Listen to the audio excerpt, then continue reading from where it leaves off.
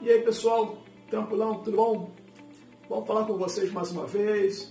Semana passada nós nos encontramos aí, quer dizer, vocês assistiram mais um vídeo da gente, né?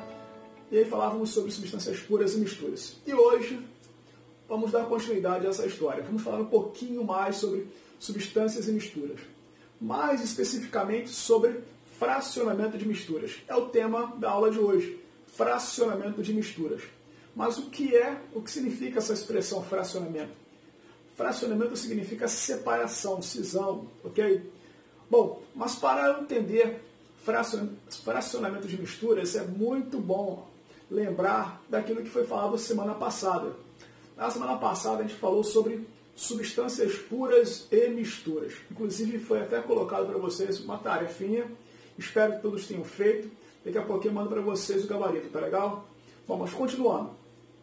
Substâncias puras são espécies químicas formadas por átomos ligados quimicamente. Falamos sobre isso. Por exemplo, a água. Água, átomo de hidrogênio ligado a átomo de oxigênio. 2 átomos de hidrogênio ligados a um átomo de oxigênio. Sempre nessa proporção. Proporção. As substâncias químicas sempre têm uma proporção, mantém uma proporção entre os átomos. Você nunca vai encontrar moléculas de água formadas por 2 hidrogênios e 2 oxigênios. Não, está errado. 2 hidrogênios e 1 oxigênio, seja aqui no Brasil, seja na China, sei lá, seja em Marte, se tiver água lá. Bom, e uma mistura? Uma mistura não tem uma composição química definida, não tem nem propriedades químicas que consigam identificá-las. Não tem ponto de fusão e ebulição específico. É lógico que uma mistura congela, funde, vaporiza, sublima. Tudo bem, isso acontece, mas não numa temperatura constante, não tem um valor exato, não tem um ponto de fusão, não tem um ponto de ebulição. Bom, uma mistura é quando eu tenho 2 ou mais substâncias químicas diferentes reunidas no mesmo recipiente, no mesmo sistema. Okay? Por exemplo, álcool hidratado é uma mistura. Eu tenho água e tenho álcool. Álcool hidratado. Hidratado quer dizer que está com água. Perfeito? Tranquilão, né? Bom, métodos de fracionamento de misturas. Existem vários métodos de fracionamento de misturas. Vários métodos. Vamos separar em 2 grupos. Vamos separar misturas heterogêneas e homogêneas.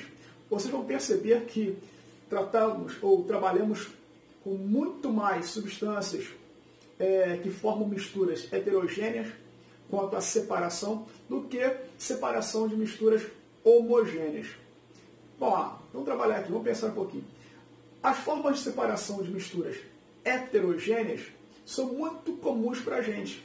Raras são os métodos que temos dificuldade de compreender. Vamos começar aí, vamos começar falando sobre algo bem simples. Catação. Quando mamãe, papai ou vocês se preparam para cozinhar feijão, antes vocês têm que abrir o saco de feijão, despejar o feijão sobre a mesa, sobre algum local e começam a tirar aquilo que não é feijão. Uma pedra, um galho, uma folha, eventualmente um bicho ali, um animal. Bom, vocês estão fazendo separação com um método manual chamado de catação. Catação, um método de separação de misturas. A catação também é muito comum em estações, em usinas de reciclagem de lixo. Tá? Eles usam a mão, manipulam ali, espera-se com luvas, né, de forma adequada, separando material de interesse do que não é interessante naquele momento, ou comercialmente interessante. Catação é uma forma de separação de misturas. Uma outra forma de separação de misturas é a ventilação. Ventilação, todo mundo aqui conhece isso, quer ver? Provavelmente vocês já viram alguém limpando a palha do alpiste. A pessoa tem uma gaiola lá com um passarinho, coloca a comida no comedouro, né? Uma vasilhinha com alpiste, eles colocam alpiste, eles de tempos em tempos têm que tirar a palha, porque o passarinho vai lá, come o alpiste e deixa a palha. Como é que se separa isso? Pega o comedor, né? Sacode um pouquinho e sopra. O que acontece? A palha sai e fica o alpiste. Por que isso? Por diferença de densidade. Como a palha é muito menos densa do que o alpiste, a palha é arremessada para fora do comedouro e fica só o alpiste, certo? Forma de separação por meio de pressão de ar, ventilação. Uma outra forma de separação de misturas, heterogêneas ainda, é a filtração. Filtração. Eu tenho um desenho aqui, filtração. Quando é que eu faço a filtração e quais são os materiais que geralmente são separados por filtração? Filtração, geralmente separamos materiais sólidos de materiais líquidos, immiscíveis. Por exemplo, água e areia. Então, eu posso ter aqui água e areia, coloco no funil de separação, um funil de vidro, aqui eu coloco um papel de filtro, a água vai passar e fica retida a areia. Tranquilo isso? Entenderam isso? Simples demais, né? É o que normalmente se faz com o café, com o chá, só que ali eu tenho dois processos. Eu tenho, além da filtração, eu tenho a extração. Vamos pensar, se fosse apenas uma filtração, quando a água passa no pó de café ou no chá, passaria a água, e do jeito que ela entrou, ela vai sair incolor. Mas não é o que acontece. Ela leva algum dos componentes do chá junto com ela. Esse processo se chama extração. Então, eu tenho uma filtração junto com uma extração. Tranquilão? Beleza? Continuando a nossa historinha aí. Bom, falamos filtração, falamos mente curta, né? Dificuldade, ventilação. E o primeiro método que nós pensamos em separação de misturas, qual foi mesmo? Estou esquecido, gente. Filtração, ventilação, catação. Beleza, catação. Obrigado por lembrar. Valeu. Bom, catação. Quarto método de separação. Separação magnética. Separação magnética. O que separa em separação magnética? O que se utiliza para fazer uma separação magnética?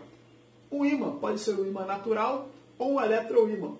Um ímã ou um eletroímã é um dispositivo ou um material que sensibiliza materiais ferromagnéticos, materiais sensíveis a campo magnético. Por exemplo, ferro. Então, você pode utilizar a separação magnética, por exemplo, numa estação de tratamento de lixo, reciclagem de lixo. Coloca seu eletroímã sobre a esteira se desloca, coloca seu eletroímã sobre a esteira, aqueles materiais que forem sensíveis a campo magnético serão atraídos, e aí eu separo esses materiais de outros que não são de interesse desse tipo. Bom, posso separar limalha de ferro de enxofre. Limalha de ferro são pedacinhos de ferro. Tudo bem? Continuando. Então já foi catação, ventilação, separação magnética, filtração. Outra forma de separação bastante comum é a sifonação. A sifonação se usa um sifão. O sifão é um tubo, aquele tubinho que a maior parte das crianças já tiveram piscininhas de plástico. Aquelas piscininhas que, para tirar a água, usava-se um tubo em forma de U.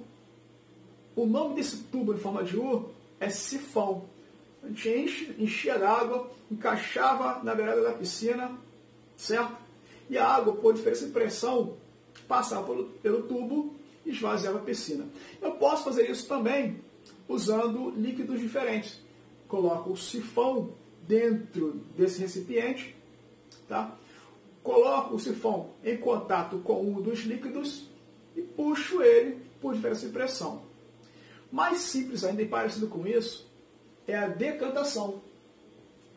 A decantação é a separação de dois ou mais líquidos immiscíveis que apresentam diferentes densidades. O mais denso fica embaixo, o menos denso em cima. Por exemplo, aqui eu estou pensando em água e óleo. A água é mais densa que o óleo, a água fica na parte de baixo. Abro a torneira, a água vai descer, o óleo também vai descer, mas quando chegar a um determinado volume, quando estiver acabando toda a água, fecho a torneira, fica retido o óleo e a água passou para o meu Erlenmeyer.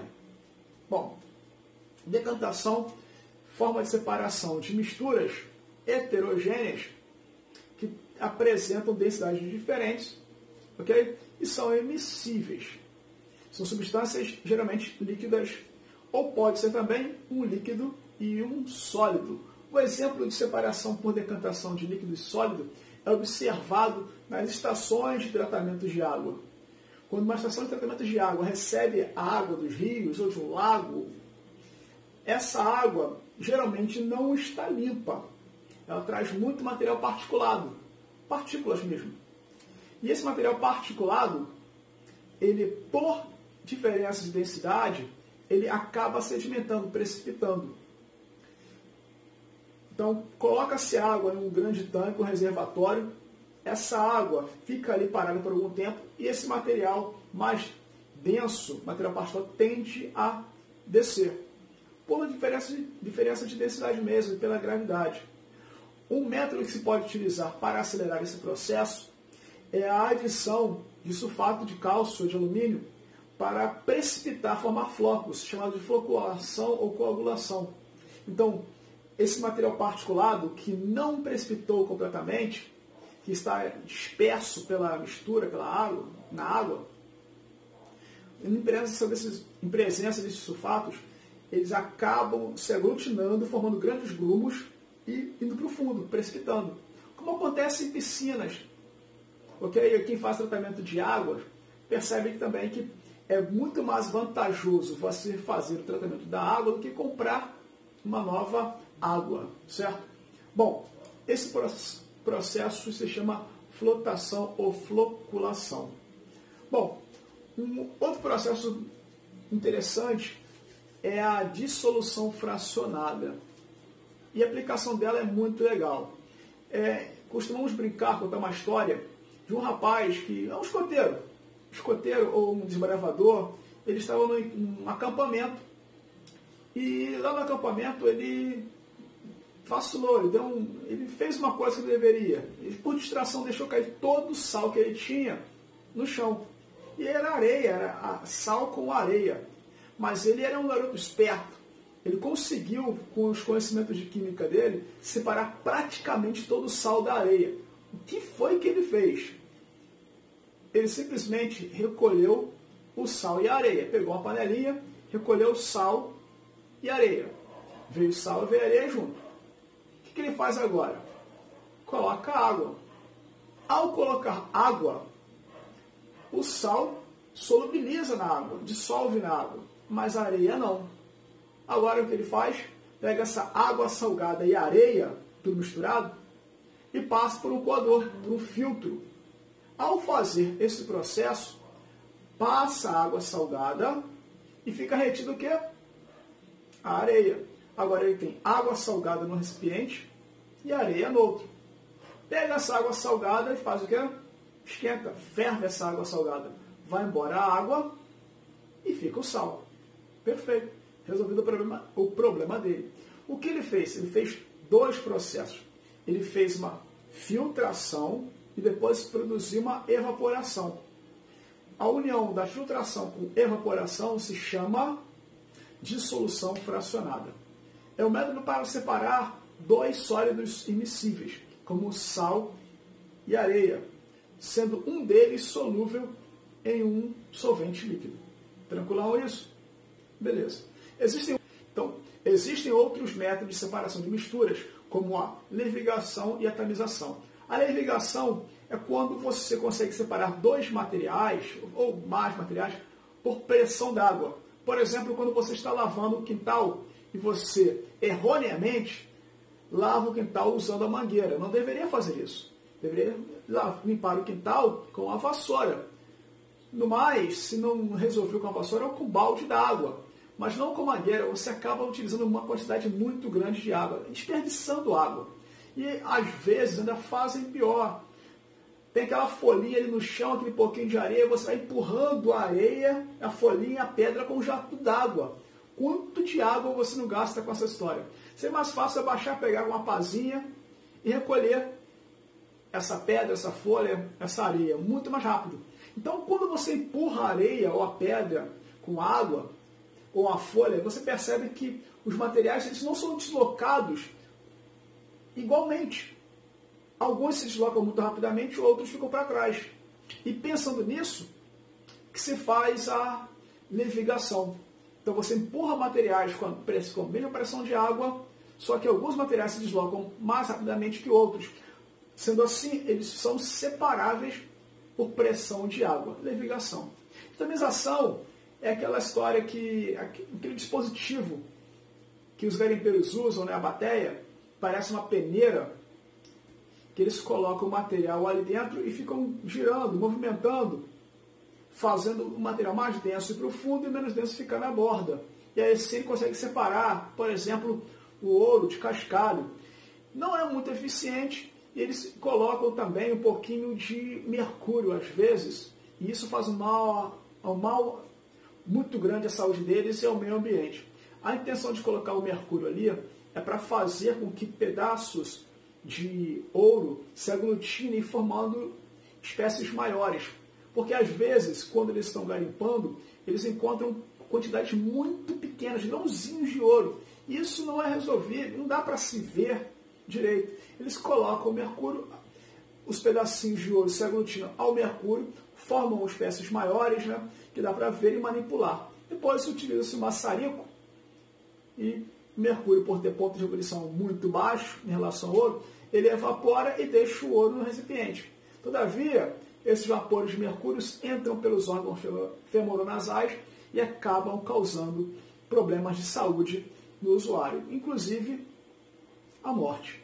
Bom, continuando. Quanto à separação de misturas heterogêneas, essas são as principais. Vamos ter um material impresso, tá? Uns slides para vocês, mas eu queria ter esse papo com vocês quanto a misturas heterogêneas. Quanto a misturas homogêneas, existem poucos métodos que nós trabalhamos efetivamente. Vamos dar ênfase a um método muito eficiente, que é o método de separação de misturas por meio da destilação.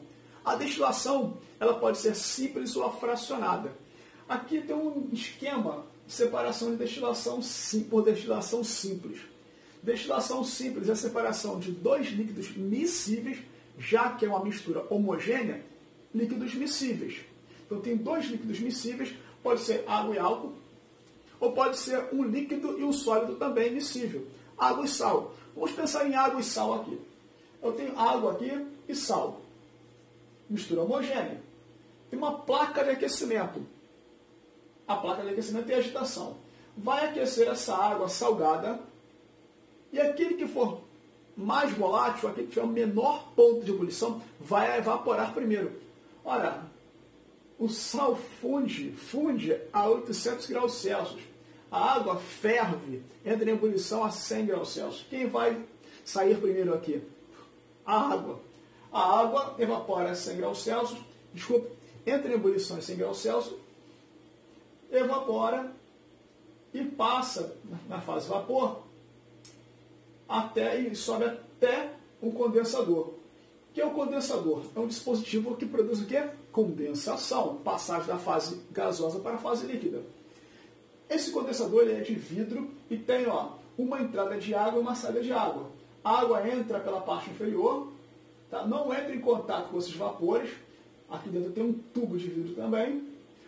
Essa água passa apenas em volta desse tubo de vidro e sai menos fria. Entra água gelada, sai uma água mais morninha, água fria. E nisso, os vapores de água que estão saindo daqui, do balão, condensam e acabam caindo aonde? No nosso becker. Ok?